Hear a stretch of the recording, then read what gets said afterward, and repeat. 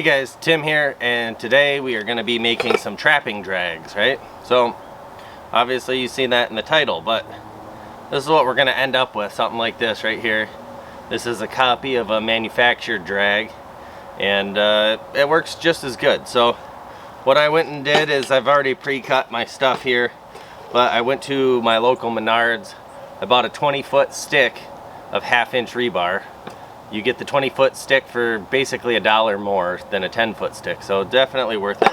I bring my portable Sawzall, I measure it out, cut it in half, and slide it in the truck, no problem. So, I also have some 3/8 rebar, and that's what I'm going to be using for these spikes that dig in.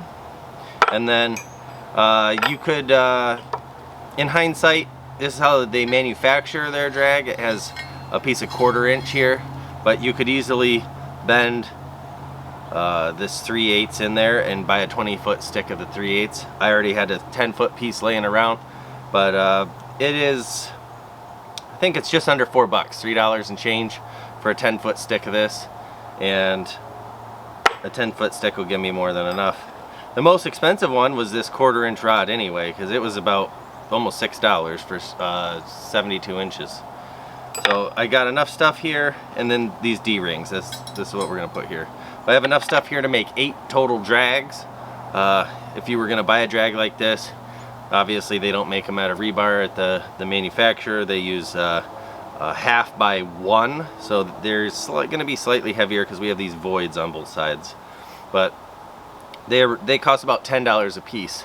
So total to make 8 drags, I have $17 invested. So definitely money saving. Anytime you can save money while doing your trapping is a bonus, because it's only for the love of it. Okay, so first thing we're going to do is we're going to cut pieces 9 inches long, pieces 6 inches long, and then these are 4.5 inches long. And the best way I found to sharpen these up to a nice sharp point like this is stick them in your drill. Run them on your bench grinder or whatever you got to do to sharpen them up, but then you get a nice cylindrical conical point, or whatever you call that. So, and they dig right in. So it's going to take 2 of each. So this is enough to do 2 drags here. I got 2 at 9 inches, and then I'll put 2 at 6 inches, just like that. Now all we're going to do to start is we're just going to get our pieces, our 2 6-inch and our 2 9-inch pieces. We're going to get those nice and even on the ends, put a couple tacks, make sure they hold together. We'll get this up there kind of squared off. We'll tack it in place after we obviously group these 2, and then we'll go ahead and sharpen these up. And then that's the trickiest part, is getting these on the correct angle.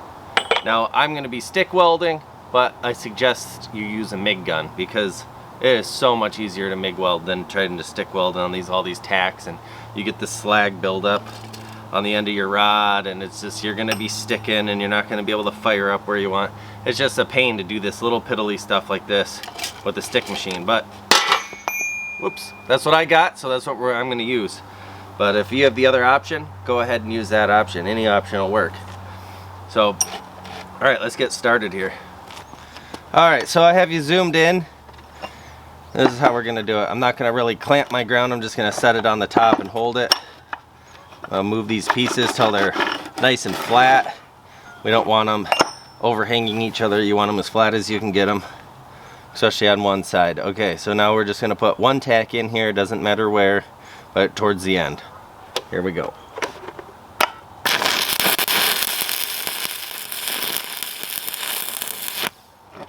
Alright, so we got a tack. Chip the end of my slag off down there. Alright, now we're going to spin this thing around, and if it spreads on you, you might have to go get some kind of channel locks or something to squeeze it back together. Our ends are looking good there. There's just a little burr that makes it look out of whack, but we're going to put another tack here.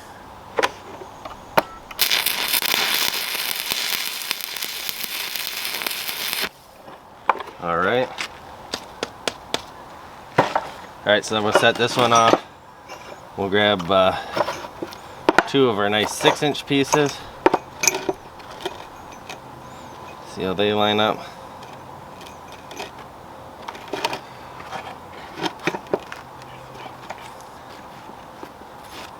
Same thing.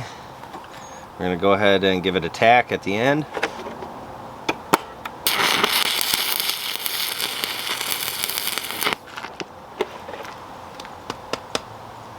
And we'll spin it. Now see, this one's a little kitty wampus, angled cut. We can always square that off later. Another tack right here.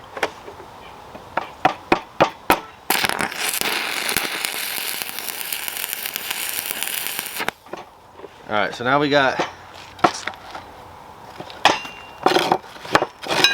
basically the body of our drag built here, so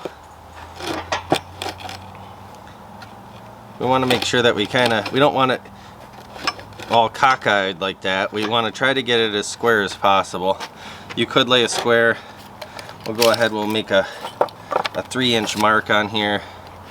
That'll kind of give us a reference point of where to put the center. We can eyeball it. You can do whatever you want, but that's what I'm going to do.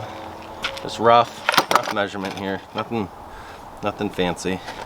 That looks pretty square. We could probably, let's move this over just a little bit, get it out of the way there. There we go, I like that. Lay our ground back up on here. We can go ahead and just give it a little button tack, and then we can always twist and adjust. I don't remember if I got my flag off. There we go.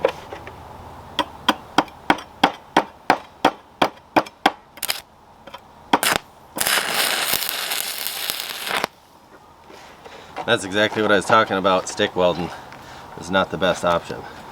So that looks pretty square to me.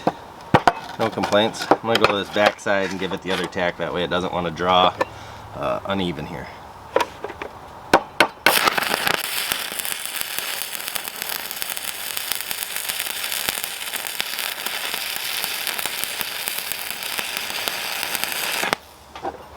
Alright, we got a nice little bead burned in there. Alright, so now before we get this thing all too hot to where we can't hold it, I'll help cool it down.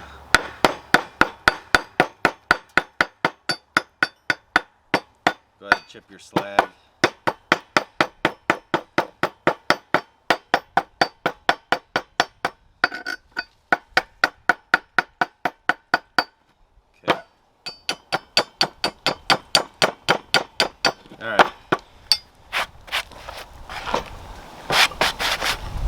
Okay, so now we got to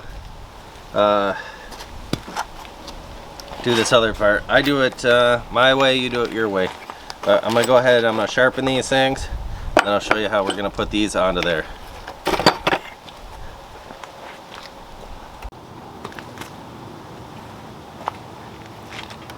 Okay, you can see I've gone ahead and I've sharpened up these ends. There's probably no two ends that are alike that I sharpen. The manufactured ones, they must put them in something, a jig, and they're all even. But these are close enough. They all have a nice sharp point.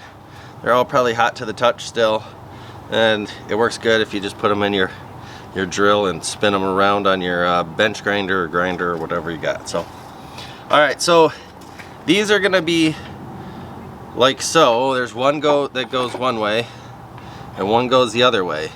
They are not 45 degrees from this flat. And then the end of it's got to stick out just a touch. And what that does is when it's sitting on the ground here, it kicks this end up, which wants to drive that point, right? So they're gonna go either way, doesn't matter right now. Okay, so it doesn't hurt to go buy a drag that you like and copy it. That's basically what I did. There's a drag out there that looks just like this, minus the rebar. It's got flat stock. So I bought 2 or 3 of them. Well, I know I can make them. So that's why we're doing this. Okay, so this one towards me, right? Yep.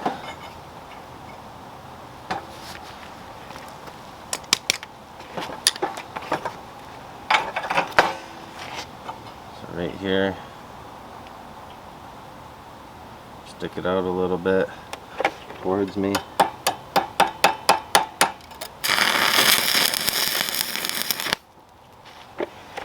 Got that stuck on there.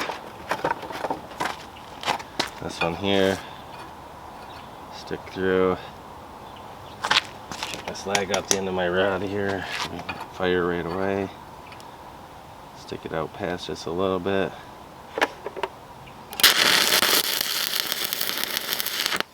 All right.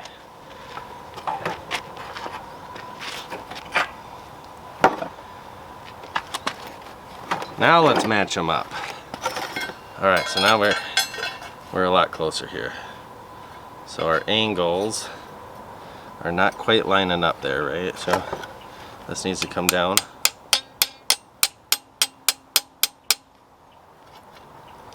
Until they line up. It's getting closer, right? Almost. See, how's this one? Ooh, this one's way off. I could tell. Look at it. See? So that's one way to do it. We almost need to pay attention to. It's getting better there. This one.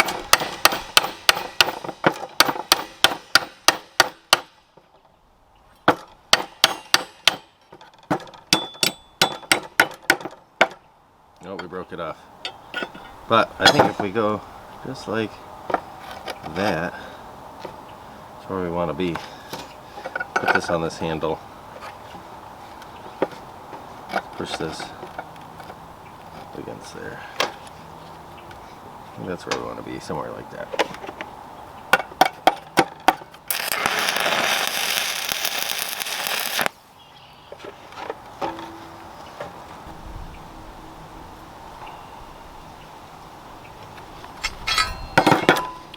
So I probably could just use just a smidge more angle.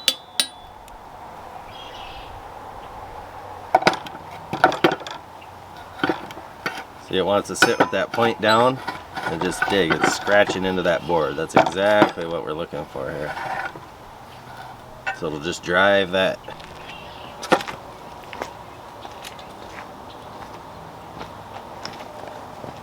Okay, so when we install our D-ring, we don't want to have our D-ring tipped. This one is not welded exactly in the center, but it's fine. It's still flush with this side, so it'll actually lay better that way than it will this way. But as long as we don't have it rocked up or down, and to do that, to get it to line up however you want it to line up, just go ahead, hold it with a pair of pliers because it's going to get extraordinarily hot. Okay, so when we're messing around with the D-ring here, we don't want it tipped up or down. We want it straight out the back like this one is. And in order to do that, I'm just going to hold it here. I'm going to get one tack and then I'll bend it to where I want it, and then we'll finish up welding it. So here we go. With the MIG machine, you'll be alright. So let's get our slag up the end. Fire's right up. And the other point is, on every single one of these, they're not one solid piece. There is a seam right down the middle. So you want to make sure you weld both sides or all the way across on both sides. So that's important. All right, here we go.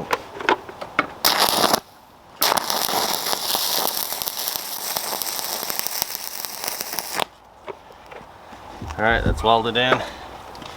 Now we'll go ahead and we'll give ourselves a seam right here.